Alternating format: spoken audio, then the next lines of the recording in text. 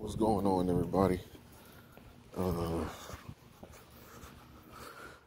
I ain't done one of these vlog videos in a minute, walking my black ass to work. How did I used to start these off? Oh yeah. Be humble in victory, be gracious in defeat, but show no mercy in battle. No, that wasn't it. Every day you wake up, you have to decide whether or not you want to stand in truth or stand in a lie. There's no such thing as your truth, because that implies that the truth is always on your side, and that is a lie. Either you can stand in the truth or you can stand on the lies. I believe that's how I used to do it. I need to look back at my old vlogs to figure out how I used to do that. But anyway, I got to talk about this, man, because it was on my heart to say something. Certain emotions I just can't keep bottled in, especially when I know certain shit needs to be said. And being someone who's knowledgeable and can spread the message of positivity, and not even positivity, just real shit.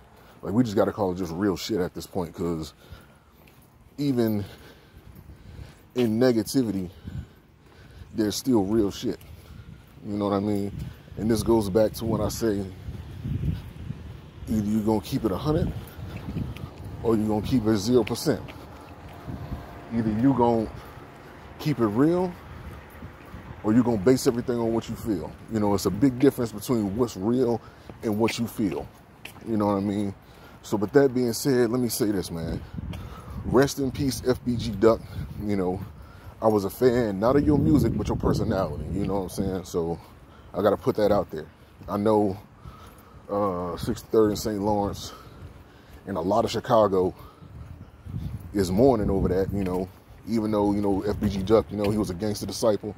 And, you know, some of their biggest and like their number one enemy probably was like the black disciples on what's the name of that hood? Fucking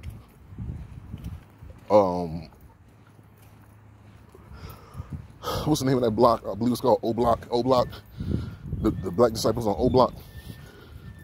You know, they're in direct conflict with the gangster disciples on 63rd and St. Lawrence. But the point I was trying to make is this, man. It's certain people that shouldn't get touched. Even though those people made themselves feel like, you know, they know bigger than the program, which nobody is bigger than the program, especially when you play the streets. Anybody can get hit.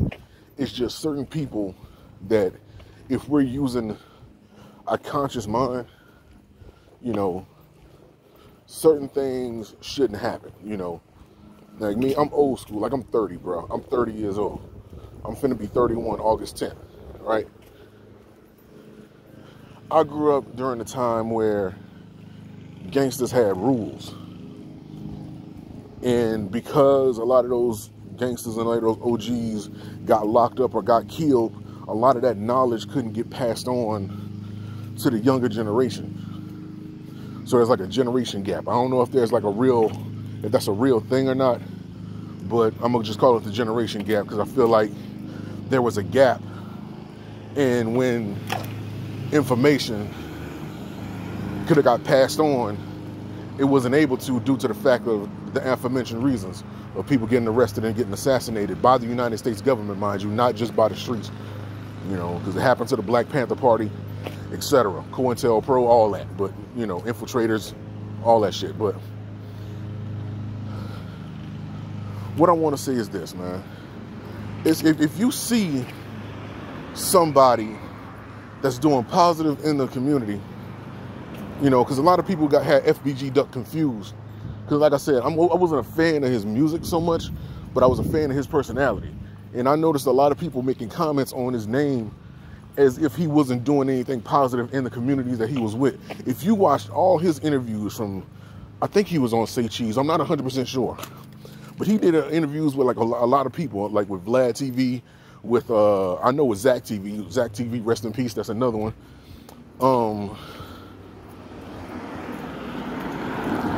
You know, and several other I guess you could say like street media personalities on YouTube. He spoke several times. You know, he was asked several times, especially by Zach, that, you know, how do you feel about doing music and things like that? And I remember on one of the interviews, I don't think it was on the Zach TV one, but he said, if they accept it, I gotta accept it. I remember he said that line specifically. I can't remember who the dude was. I don't know if it was like Polo T. I can't remember the name of the interviewer. But they was down there shooting an interview with him at the same time he was doing like a music video in his hood. And yeah, he was, you know, keeping it 100. He said, look, at the end of the day, basically he said this, because I don't remember what he said verbatim, but the point of the message was, if they can understand that losses were taken on both sides and not just, you know, and quit being petty about the shit, you know what I'm saying? If they accept it, then we gotta accept it. And then I gotta accept it, you know what I mean? Because let's not get it fucked up. FBG Duck was like a major figure for 63rd and St. Lawrence, for the GDs over there. He was a big fucking influence over there, to where if he said something gonna happen, something gonna happen. If he stopped something from happening, 9 times out of 10, unless the little homies that he got up under and went renegade or something like that, you know what I mean? Like, he had that much respect over there. He was the face of 63rd and St. Lawrence. And to the GDs in Chicago, he was probably like the face of that set. You know what I mean? Even though it's kind of like fractured in Chicago a little bit. But the thing is, when you think of, if you pay attention to like the underground, the street, FBG Duck name comes up way more. And I'm not saying this to diss, you know, Von and them, but Duck name comes up way more than that. You know, Von, Dirk, and a lot of, and you know, Chief Keef, Tato, their names come up a lot more. Well, maybe not Tato, and not, again, that's not a shot. I'm just keeping it 100. Chief Keef, Lil Durk, and King Von, their names, because they kind of been shot up to mainstream a little bit. You know what I mean? And FBG Duck, he was kind of like, he was on his way up there. You know what I mean? And King Yella, he coming home soon. I got to shout out him. It's just that, man, we have to understand the importance of certain people in certain areas. And based on that importance, we can't be so quick to do something to those people. Let's take Nipsey Hussle, for example. And let's take Eric Holder, I think, or Shitty Cuz, the guy who killed him. You know, Eric Holder, the guy who killed Nipsey Hussle. Let's take Eric for an example, right? If, like I said, it's the difference between what's real and what you feel. If we're basing everything on feelings, then we're going to act in an emotional manner, because feelings are literally based on emotions. When you real, you base everything off of reason. You know what I'm saying? And don't get the two confused, because a lot of people like to flip what's real based on what you feel. It's not what you feel. It's what's real is that in spite of what I feel, I'm going to still do the right thing here. You know what I mean? And of course, that may be objective depending on whether or not you live in a street life or you live in, you know, like a regular civilian. That varies. But other than that, if we're talking about living in the streets, you know, being active in the streets, you know, we have to be willing to admit ourselves that, you know, it's certain people that just shouldn't be touched, or situations have to be handled differently to where a motherfucker like that don't need to lose their life. You know what I mean? So let's take Nipsey Hussle, for example. Let's say I'm Eric Holder, right? And I see Nipsey. Nipsey just called me a snitch, right? In everybody's mind, that's real. They have like this multiple choice that kind of appears in their head, or at least that's what I like to think. Where it's like, A, do I shoot and kill this dude? B, do I catch fade with him? C, do I go away and, you know what I'm saying? or D, do I just do nothing at all? You know what I mean? And for somebody that's real, it's certain, the first two answers are just blocked out. Because despite what I may feel towards Nip, if I see you out here doing all this positive shit in the community, you building businesses, you feeding the homeless, you giving niggas jobs as soon as they come out of prison with felony records, and they don't have a chance to, you know what I'm saying? And they don't have a chance to get a job nowhere else and shit, then I gotta leave you alone. That's just protocol. Like, I can't deal with taking your life and then all that positive energy you have turning to negative energy and it falls on my head. Like, I can't do that. Like I need to make sure that whatever action I take, it doesn't resolve in you losing your life. You know what I'm saying? Like Nipsey was actually doing out there. There was no reason for him to lose his life at all, because look at the impact of that shit. Even though, you know, the whole All Money In team, Black Sam, J Stone, Hog, and, you know, the rest of those guys, Laura London, she's still going strong. You know what I'm saying? As they should be, for Nipsey Hussle's sake and everything that he built up from the streets. It shouldn't be a situation with a guy that's doing positive things out there like that, regardless if they're known to the world or not, that, you know, the people in the city know. Fuck your feelings at the end of the day. You need to, you know what I'm saying? You need to make sure that,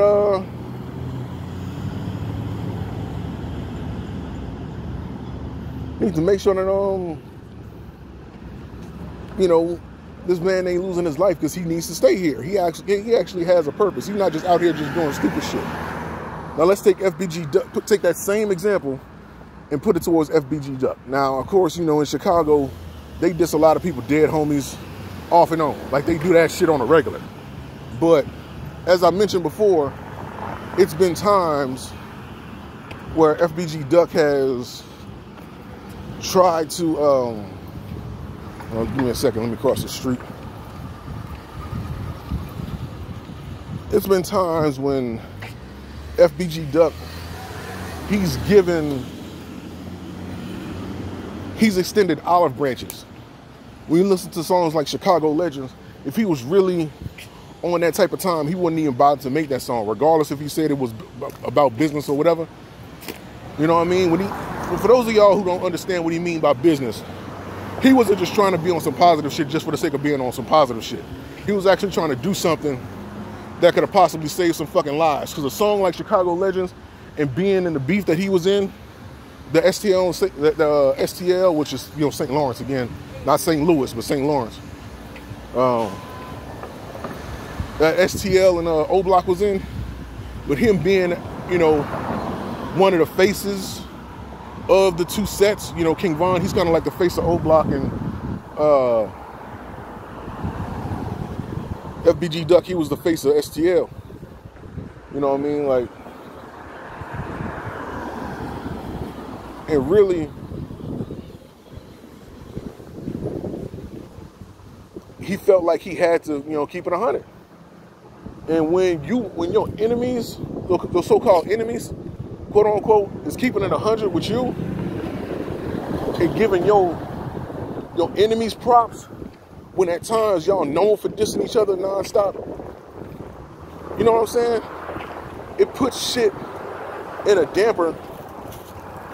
It kind of lets people look at you in a different light. Like, okay, let's look at this shit. Like, at the end of the day, this is a nigga from the other side, and he's willing to give props to and respect to the dudes that's, you know what I'm saying?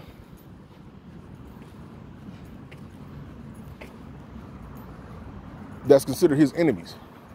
You know what I'm saying? He gave props to several people in there that looking at the grand scheme of things, he shouldn't have did that. You know, based on, quote unquote, the beef code or whatever, the street code or whatever, because of the beef he had. He shouldn't have did that, but to keep it 100, again, based on what's real and what you feel, he had to do that shit. If we gonna end lives, man, I gotta give props to the niggas that's over here. You know what I mean? And he did that, again, in several instances where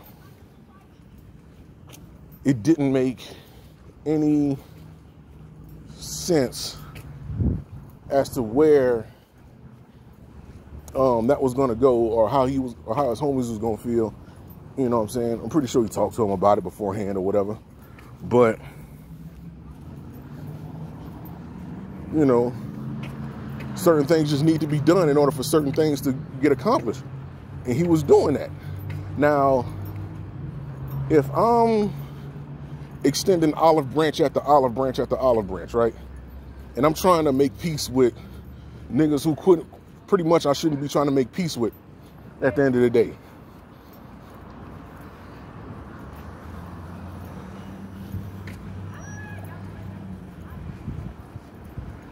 You know what I'm saying? Like, I try to make peace with other motherfuckers I'm not supposed to try to make peace with at the end of the day, right?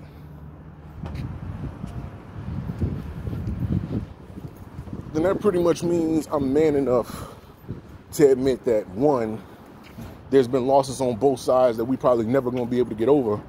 But if we continue this bullshit, ain't none of us gonna survive this shit. You know what I'm saying? Unless we get lucky enough to get some money and move out.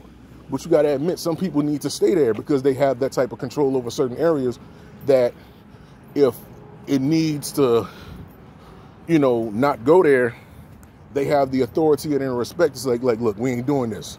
You know what I'm saying? We're gonna handle this another way. You know what I mean? He was one of those people. So I definitely understand when he made the song Dead Bitches. It was after years. I think he did that shit for like a couple years then, damn near.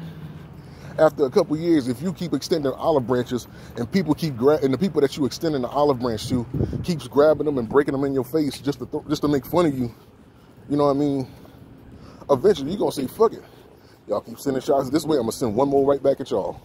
Regardless if that song was the song that got him killed or not, he was doing some positive shit prior to him making that song. That if should everybody involved that he was trying to make peace with decided to, you know what, let's stop the bullshit. Let's stop, you know what I'm saying, trying to, you know what I'm saying, just stop trying to be all extra and all this shit. Let's just, you know what I'm saying, we lost too much at the end of the day. If solid shit came into to play like that, I can guarantee you it wouldn't be no need. Like, people would have actually thought, like, damn, well, we can't lose Duck. Duck is one of those that we need to keep alive. Out of all the ones that may have died around him, he's the one that really needs to, you know, remain here because he has that big of an influence. You know what I'm saying? So if I was in that situation, I wouldn't have pulled the trigger on Duck, regardless if he was my enemy or not. Because what you're doing is more important than my feelings towards you. You know what I'm saying? But a lot of people not think about the shit like that. Niggas is pulling triggers on kids and all that. For those of you who watch battle rap, you know what I'm saying? You know about Briz Rothstein and the orange shirt guy from the Summer Impact Reloaded thing. His name's Zayd. Supposedly he got killed in front of his daughter. That bozo shit right there, you know what I'm saying? Getting killed. Like, why are you shooting when there's kids around, bro? Like, what? You know what I'm saying? Like I said, I grew up on the original rules. You know what I'm saying? No, I don't care what it is, but no beef on Sundays. You know what I'm saying? Don't aim at women and children. You know what I'm saying? Don't be gay. You know what I'm saying? Don't snitch. You know what I'm saying? That's the original rule. But some people can't think. You know what I'm saying? You got to put your feelings aside and you got to do what's real at the end of the day, man. You can't be so caught up in what you want to feel towards somebody that you don't see the importance of them being here. And you don't see the importance of you not going to jail behind some dumb shit. So with that being said, man, thank you guys for watching. Peace. Remember, stand in truth, and you'll never have to worry about being in any lies. No such thing as your truth, because that implies the truth is always on your side. And That's a lie. Keep it real, keep it 100. Remember, be humble in victory, be gracious in defeat, show no mercy in battle.